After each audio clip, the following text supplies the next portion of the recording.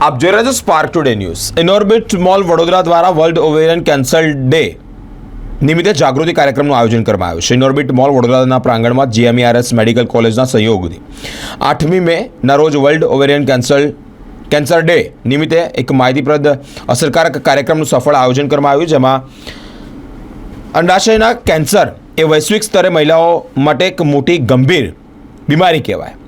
3 લાખથી વધુ મહિલાઓનું નિદાન થાય છે। વારંવાર પેટનું ફૂલવું, પેટમાં દુખાવો, પેશાબ સંબંધિત ફેરફાર જેવા અસ્પષ્ટ લક્ષણોને કારણે આ વહેલામાં વહેલું પાછલા તબક્કામાં જ્યારે પકડમાં આવે ત્યારે વહેલું નિદાન થાય તે મહત્વપૂર્ણ છે। તેને લઈને જાગૃતિ ફેલાવવામાં આવી છે।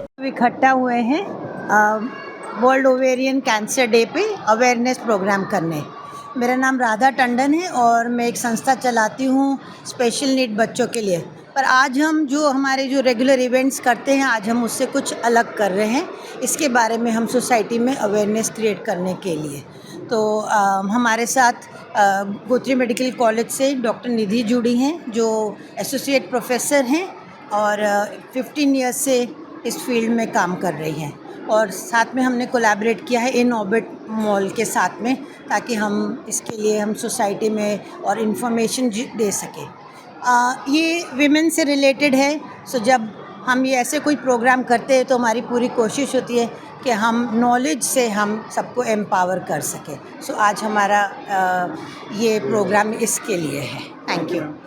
मैं प्रीति शर्मा, मैं प्रांगण के साथ एसोसिएटेड हूँ। I am a tutor for प्रांगण एंड हम लोग एक अवेयरनेस प्रोग्राम रख रहे हैं ओवेरियन कैंसर के ऊपर, जो कि बहुत ज़रूरी है। आजकल की यंग जनरेशन को किन चीज़ों का ध्यान रखना चाहिए और किसके लिए वो इतना वास्ट उस पर स्प्रेड हो रहा है, तो उसी के लिए हम ये एक प्रोग्राम कर रहे हैं, जिसमें उसके रिलेटेड बहुत सारी क्वेरीज़ के आंसर्स मिलेंगे।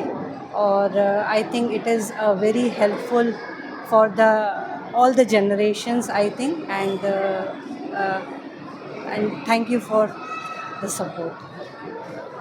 નમસ્કાર, હું ડૉક્ટર નિધિ પંચોલી, હું ઓબ્સ્ટેટ્રિશિયન ગાયનેકોલોજિસ્ટ ગોત્રી મેડિકલ કોલેજમાં કાર્ય કરું છું। આજે 8મી મે વર્લ્ડ ઓવેરિયન કેન્સર ડે છે। એના નિમિત્તે પ્રાંગણ અને GMERSએ મળીને એક અવેરનેસ પ્રોગ્રામ આજે અહીંયા કર્યો છે। ઓવેરિયન કેન્સર જે છે એ basically 3rd most common cancer છે। આપણે ઇન્ડિયાની વાત કરીએ તો આપણા ફિમેલ્સમાં 3rd મોસ્ટ કોમન કેન્સર છે। અને આપણને જે તકલીફવાળી વાત આમાં એ છે કે એના જે સિમ્ટમ્સ છે ને એ આપણને બહુ લેટ મળે છે, અને એના કારણે જ્યારે એ ડાયગ્નોઝ થાય છે તો એ લેટ સ્ટેજમાં થાય છે, અને ઘણીવાર એના કારણે મૃત્યુની સંભાવના વધી જાય છે। તો આના દ્વારા આપણે થોડી અવેરનેસ ક્રિએટ કરીએ પબ્લિકમાં, અને એના દ્વારા આપણે લોકોને જાગૃત કરીએ, અને આ જે તકલીફ છે એનાથી બને એટલું આપણે પ્રયાસ કરીએ કે લોકોને એને ઓછી થાય તકલીફ।